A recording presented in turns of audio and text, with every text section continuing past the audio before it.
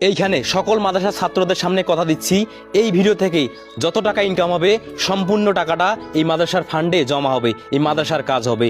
আপনাদেরকে একটা কাজ করতে হবে, যেহেতু আপনার সামনে ভিডিওটা গেছে, আপনি ভিডিওটা দেখতেছেন, আপনারা জাস্ট এমবি খরচ করে এই ভিডিওটা শেয়ার করে দিবেন। যখন মসজিদ অথবা মাদ্রাসা নির্মাণ কাজে অথবা এতিমখানার নির্মাণ কাজের ভিডিও দেওয়া হয় যে এখানে একটা এতিমখানা তৈরি হবে, এখানে একটা মাদ্রাসা তৈরি হবে, এখানে একটা মসজিদ তৈরি হবে, তো আপনারা যে যা পারেন সাহায্য করেন।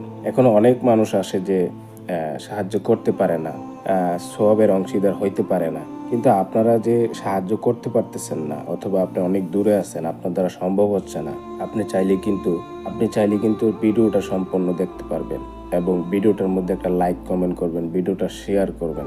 এতে হচ্ছে কি, ওই ব্যক্তি যে বলছে যে এই ভিডিওর ইনকাম দিয়ে মসজিদের উন্নয়নমূলক কাজে ব্যবহার করব, সেই ক্ষেত্রে ওই ইনকামের টাকাটা যদি উনি মসজিদে দান করে বা মাদ্রাসায় দান করে, সেই ক্ষেত্রে ওই মসজিদ এবং মাদ্রাসায় যত জীবন মানুষ ইবাদত করবে তত জীবন কিন্তু আপনারও সওয়াব পেয়ে যাবেন। কারণ কিন্তু বলছিল যে ইনকামের টাকাটা দান করবে, তো যদি দান করে থাকে সেক্ষেত্রে কিন্তু আপনারা সওয়াব পাবেন। কারণ তার ইনকামটা কোথায় থেকে আসছে?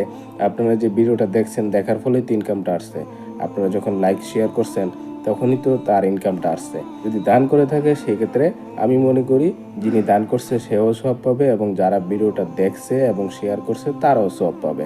এরকম সওয়াবের কাজে অংশীদার হবেন। সবসময় ভালো কাজে থাকবেন, ইনশাআল্লাহ আল্লাহ তাআলা আপনার মঙ্গল করবে।